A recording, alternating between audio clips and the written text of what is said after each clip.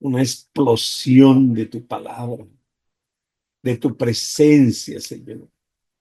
Tu palabra dice, Señor, que tú eres el mismo de ayer, de hoy, de siempre, Señor. Por favor, Señor, que la iglesia no se acomode a este siglo, que la iglesia no se acomode al bienestar, sino que se pueda levantar, Señor, para la gloria de tu nombre, Señor. Señor, gracias. Gracias por cada familia, por cada hermano, por cada hermana, por cada niño. Conoces que tiene necesidad cada uno de ellos. Señor, y vamos hoy a poner nuestra familia delante de ti. Yo te invito a que pongas tu familia delante del Señor y le digas, Señor, tú no te equivocaste al darme la familia que tú me diste, Señor. Y posiblemente, Señor, una de las cosas que tú quieres es que yo pueda ser bendición para mi familia. Y la manera como quiero empezar a ser bendición para mi familia es, Señor amado, presentándola delante de ti, Señor. Te agradezco, Señor. Dele gracias por ese esposo, por esa esposa. Bendiga a esos padres, bendiga a sus hermanos. De gracias a Dios por esos hijos. Dele gracias al Señor por todas sus parentelas, sus hermanos. Y ahora, Señor, nosotros levantamos un ruego delante de ti y te pedimos por favor que ministre, Señor, donde quiera que ellos estén, que tu presencia venga sobre ellos, que tu Espíritu Santo los llame de tal manera, Señor amado, que ellos tengan un encuentro contigo, Señor. Un encuentro contigo, Señor. Alabado tu nombre, Señor. Pues hemos declarado que yo y mi casa serviremos al Señor.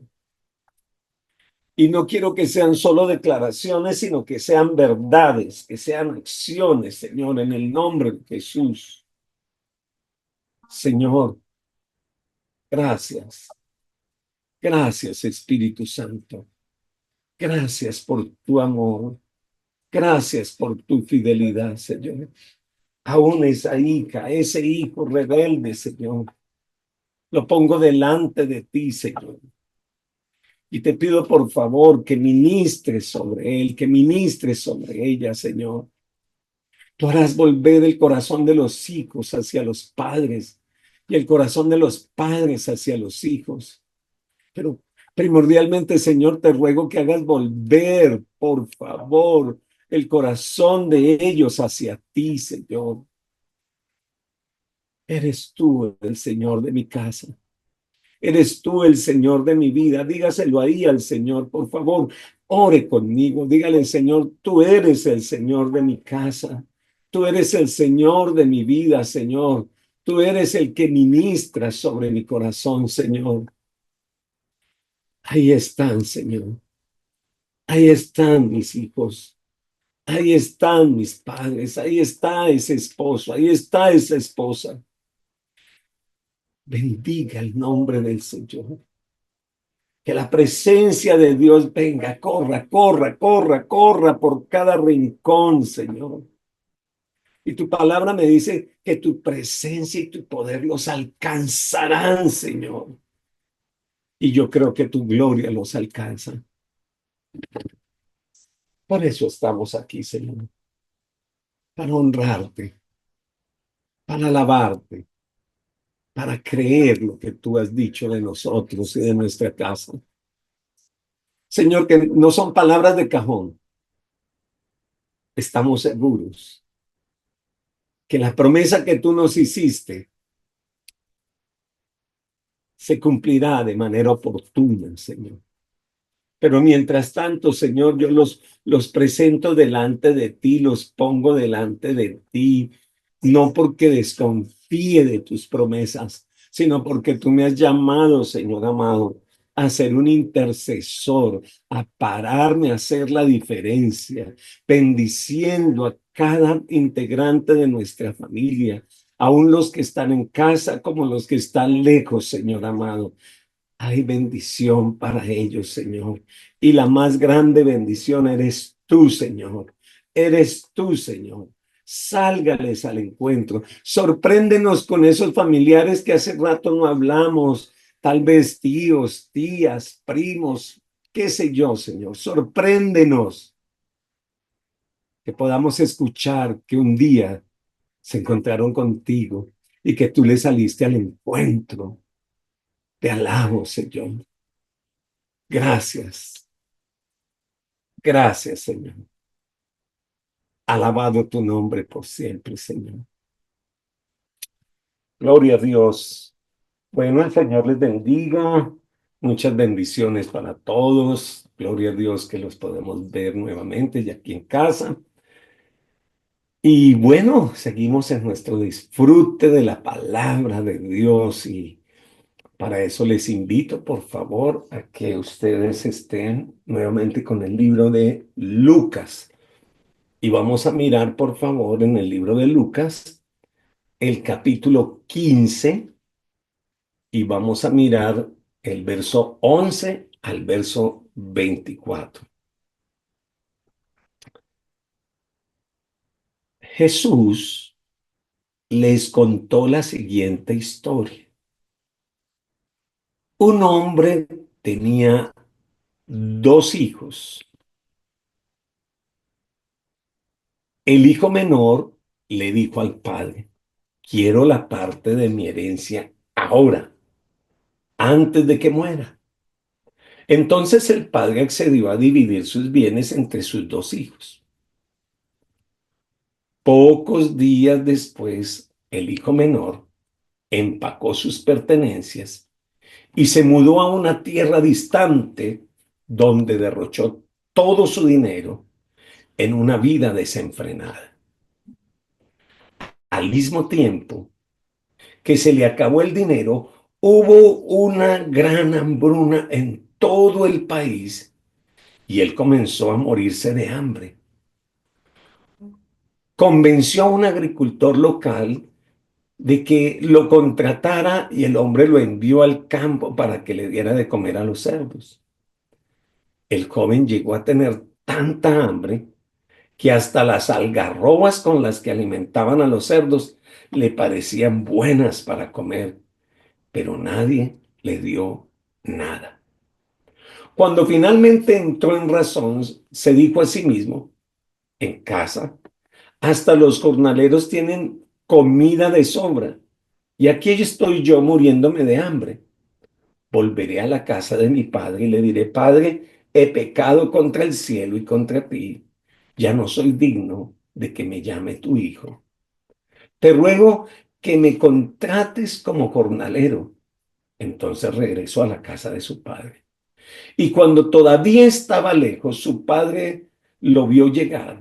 Lleno de amor y de compasión, corrió hacia su hijo, lo abrazó y lo besó. Su hijo le dijo: Padre, he pecado contra el cielo y contra ti, y ya no soy digno de que me llames tu hijo. Sin embargo, su padre dijo a los sirvientes: rápido, traigan la mejor túnica que haya en casa y vístanlo. Consigan un anillo para su dedo y sandalias para sus pies. Maten el ternero que hemos engordado. Tenemos que celebrar con un banquete, porque este hijo mío estaba muerto y ahora ha vuelto a la vida. Estaba perdido y ahora ha sido encontrado. Entonces comenzó la fiesta. Generalmente llamamos a esta historia la parábola del hijo pródigo. La parábola del hijo pródigo quiere decir, o más bien la palabra pródigo quiere decir desperdiciador. ¿Qué quiere decir pródigo? Una persona desperdiciadora. pero también se le podría llamar la parábola del padre amante.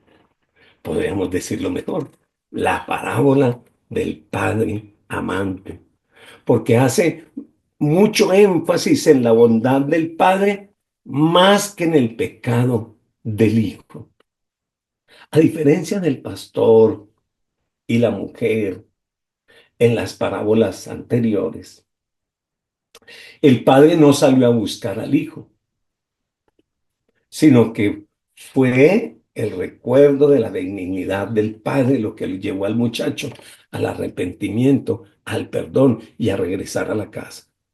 En esta parábola usted no va a ver que el padre dice, y entonces el padre se fue corriendo detrás del hijo y no lo quería dejar ir, no.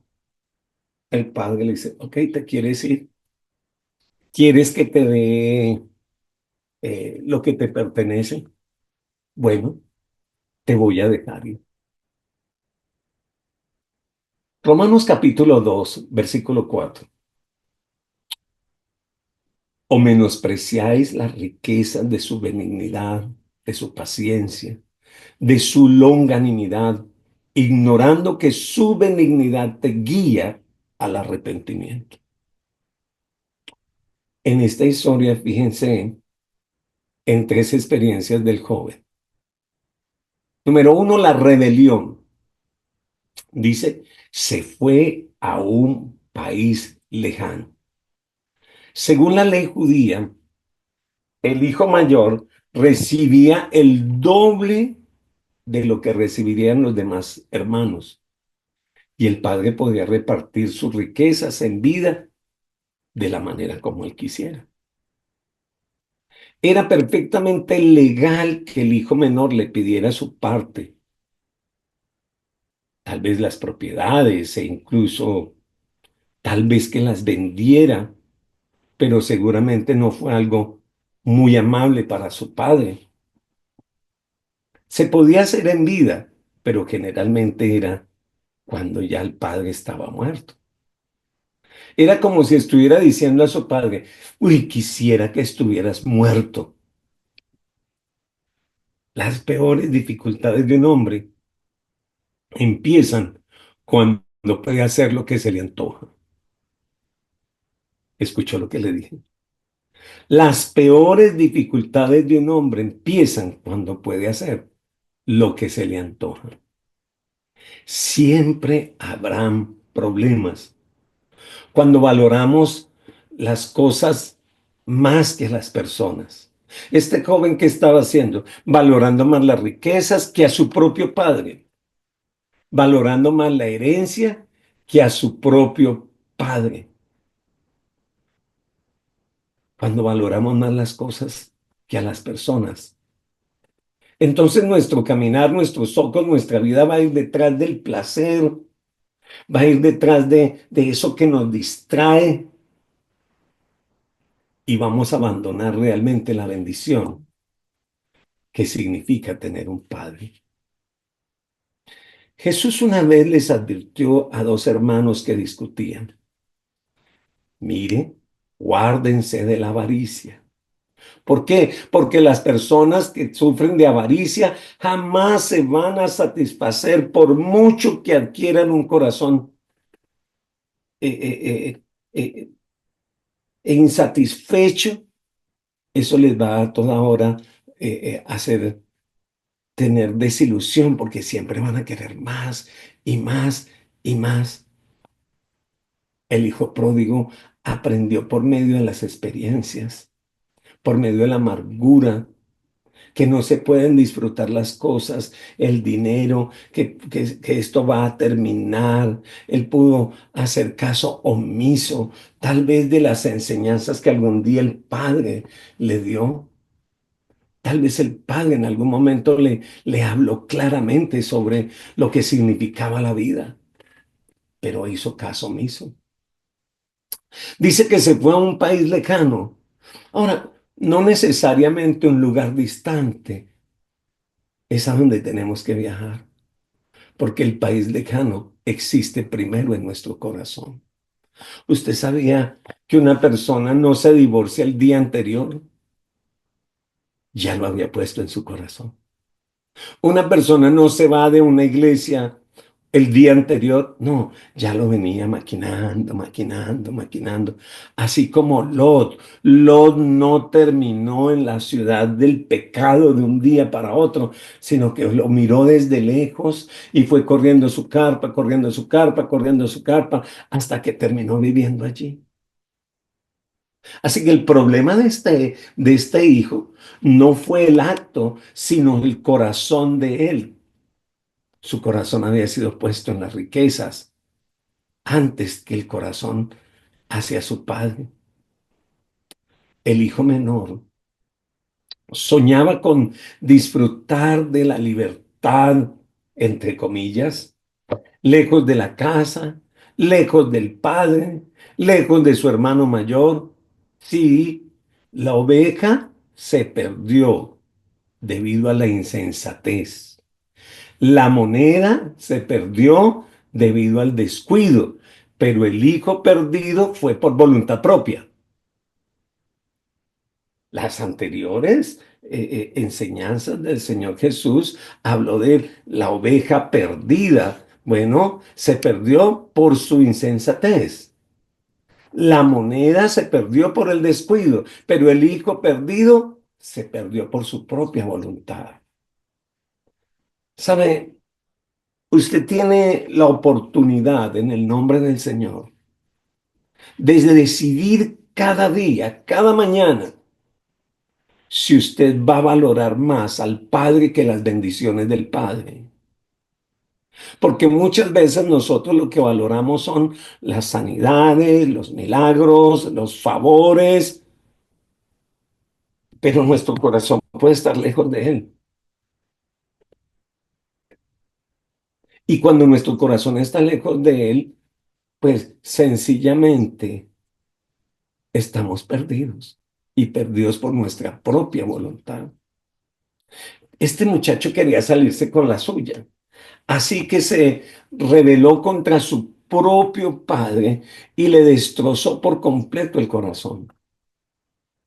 Se fue para ese tal país lejano, dice la Biblia, pero el país lejano no fue lo que él esperaba. Se le acabaron los recursos. Sus amigos volvieron y al verlo sin nada, lo abandonaron, dice la palabra. Surgió una hambruna. El joven se vio obligado a hacer algo extraño, lo que su padre jamás lo pondría a hacer, a ir a cuidar cerdos, alimentarlos. ¿Sabe? Los cerdos eran animales inmundos para los judíos. Nunca se puede usted imaginar que el padre le hubiese puesto a hacer una tarea de esas a su hijo. Jamás usted se puede imaginar. Esa escena en el drama es la manera en que nuestro Señor recalca lo que el pecado en realidad hace en la vida de las personas que rechazan voluntariamente al Padre. Terminan haciendo cosas vergonzosas, cosas que no haría un hijo de Dios. Es por eso que usted y yo tenemos que valorar al Padre más que los favores, más que cualquier situación. Y si tienes un hijo perdido, prepárate. Prepárate para recibirle. ¿Te diste cuenta cómo lo recibió? Lo recibió con vestido nuevo, lo recibió con zapatos nuevos, los recibió con anillo nuevo, hizo una gran fiesta. El pecado promete libertad, pero realmente ¿sabe qué dice la Biblia? Que el pecado lo único que trae es esclavitud. Mire por favor lo que dice San Juan, capítulo 8, el verso 34. Jesús les respondió: de cierto os digo, que todo aquel que hace pecado, esclavo es del pecado. ¿Se dan cuenta lo que estoy diciendo? El pecado promete libertad, Oh, yo ya estoy grande, yo ya no puedo, no tengo que pedir permiso a nada, yo ya trabajo, yo puedo salir, puedo, etcétera, etcétera, etcétera. Pero realmente este pobre o esta pobre, lo único que está es en esclavitud. El pecado promete éxito, pero produce fracaso.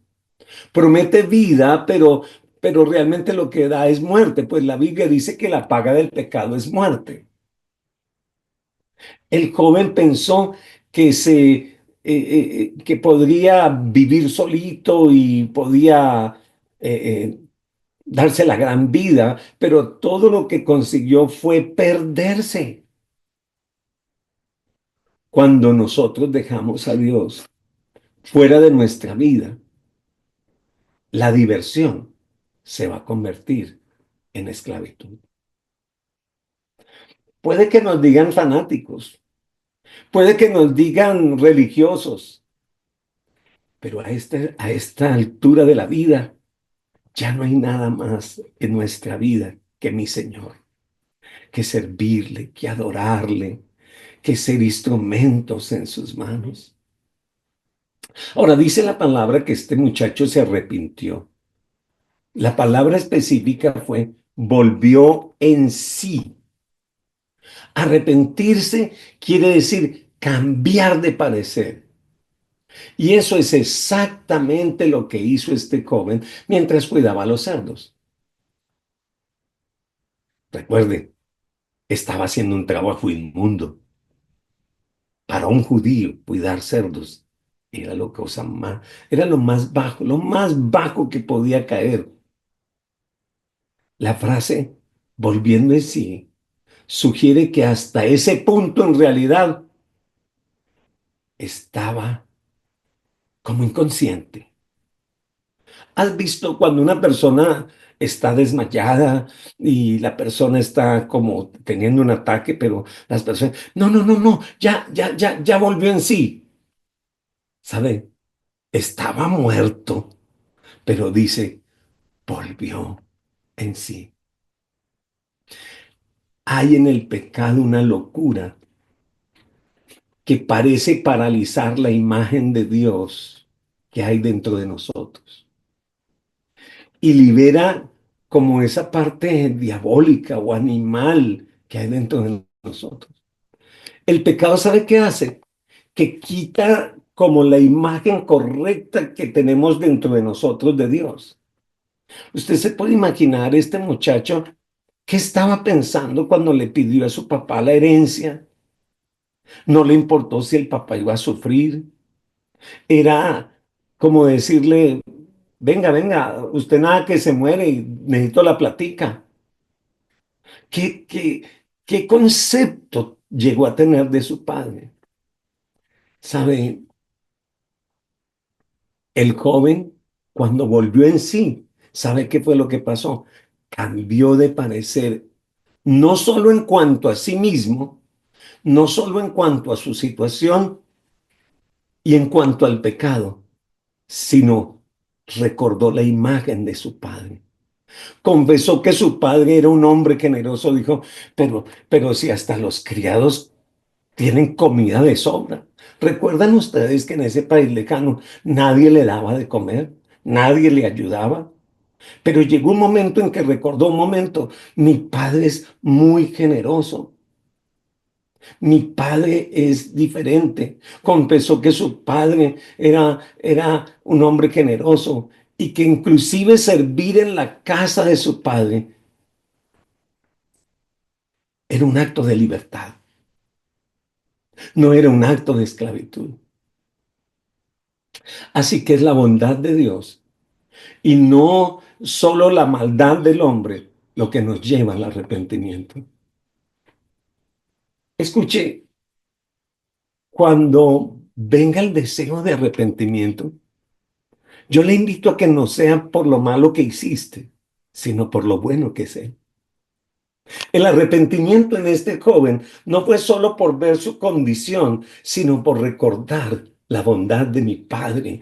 Alabar, no, yo me voy para mi casa. ¿Qué tal? Mire el papá que yo tengo, yo sufriendo con todo. como que volvió a ver sus ojos para volver a ver a su papá tal como es él. Alabado el nombre de Jesús. Si el joven hubiese pensado solamente en sí mismo, en su hambre, en su añoranza de su hogar, en su soledad, se habría dado a la desesperación. Pero su circunstancia dolorosa le ayudó a ver a su padre con otra perspectiva y eso le dio esperanza. Eso produce el pecado, que miremos al Señor con ojos diferentes. Pero yo anhelo en el corazón que usted hoy, esta mañana, abra sus ojitos y mírelo a Él como el Padre bondadoso, el Padre generoso, el Padre que recibe al que se arrepiente. Alabado el nombre del Señor. Y entonces, ya que su Padre era tan bondadoso con los creados, tal vez estaría dispuesto a perdonar a su hijo. Si el joven se hubiera quedado pensando en todo lo que habría experimentado, hubiera sido remordimiento o lamentación. Mire lo que dice 2 Corintios, capítulo 7, versículo 10. Dice, porque la tristeza que es según Dios produce arrepentimiento para salvación, de que no hay que arrepentirse, pero la tristeza del mundo produce muerte. El arrepentimiento verdadero produce vida. El remordimiento produce muerte. El verdadero arrepentimiento incluye la voluntad, tanto como el entendimiento y las emociones. Voluntad, entendimiento y emociones. Me levantaré, voluntad. Iré. Nuestras resoluciones pueden ser nobles, pero a menos que las pongamos en acción, nunca podrían en sí mismas producir nada en nosotros.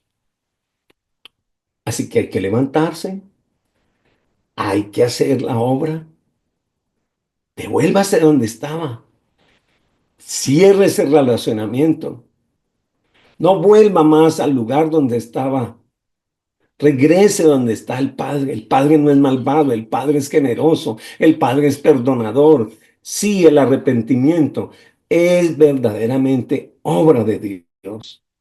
Mire lo que dice Hechos capítulo 11, verso 18. Entonces, odias estas cosas. Callaron y glorificaron a Dios diciendo, de manera que también a los gentiles les ha dado Dios arrepentimiento para vida. El arrepentimiento es obra de Dios. Así que aquí tenemos algo importante también que aprender. Cada vez que usted ore, dígale, Señor, produce en mí arrepentimiento. Que, que yo pueda vivir una vida, no es el arrepentimiento, no es de una sola vez, una vida de arrepentimiento. Que todo el tiempo el arrepentimiento produzca en mí, que mis ojos puedan ver al Señor tal como es Él. Que yo todo el tiempo me vuelva a Él. Entonces el pecador obedecerá a Dios y pondrá en Jesucristo la fe que salva. Entonces hubo regocijo. Vino al Padre.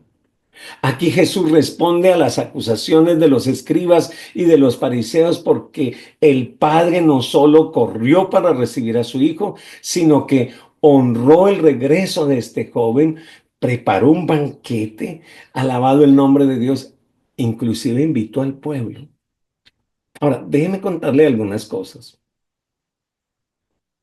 Los hombres judíos adultos nunca corren, ellos caminan, pero no me importa, llegó mi hijo. Yo voy a correr y lo voy a tomar en mis brazos. Cuando un hijo deshonraba a su padre, el pueblo tenía derecho a apedrearlo. Así que ese muchacho Al regresar a su casa, tenía un, una pena de muerte encima. Pero salió el padre, lo abrazó, lo protegió y antes invitó al pueblo y dijo, no, mi hijo estaba muerto, ahora vive. Mi hijo estaba perdido y ya lo encontré. Y vamos a hacer una gran fiesta. Esto representa a Cristo Jesús. Esto es lo que el Señor quiere hacer contigo. El único camino que tú debes tener y regresar es el camino al Padre. Y el camino al Padre es Cristo Jesús. ¿Sabe? Este muchacho estaba perdido. Este muchacho había perdido la razón, pero el Señor lo hizo volver en sí. Este muchacho estaba muerto, pero Jesucristo es la vida nuestra. Querido hermano, lo más importante de este pasaje es que no permitas absolutamente por nada del mundo que ni los placeres, ni el pecado, ni los afanes, ni las circunstancias cambien el concepto correcto que debemos tener del Señor. Él es un Padre bondadoso, pero Él es un Padre respetuoso. Si tú te quieres ir, Él simplemente te dice, bueno, me duele en mi corazón, pero si te quieres ir, ve. Pero siempre ese padre, yo creo que no dejó de orar, no dejó de estar mirando por la ventana, no dejó de estar pendiente, al punto que dice la escritura, vio venir a su hijo desde lejos. El Señor está siempre esperándote en la oración, en la palabra, en la comunión, en el congregarse, separarse para Él. Amigo, no es el momento para pensar en los placeres de la vida. No es el momento para decir, ah, yo soy libre, yo puedo hacer lo que quiera. No, no es el momento de hacer esas cosas. Es el momento de regresar al Señor, al único camino verdadero. Y si tú estás en un momento difícil, en el nombre de Jesús, yo oro por ti para que vuelvas en sí. Espíritu Santo, te doy gracias por cada uno de mis hermanos y amigos en esta mañana. Yo los bendigo, Señor, y te agradezco por cada persona. Ore, ore ahí donde está conmigo. Diga, Señor, te agradezco por ese infinito amor que tú has presentado para con nosotros. Gracias, Señor.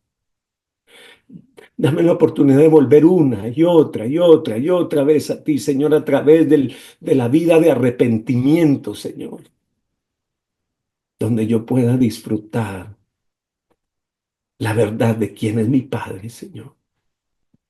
Y si eres uno de esos chicos que se fue lejos, regresa ahora, regresa, vuelve al Señor.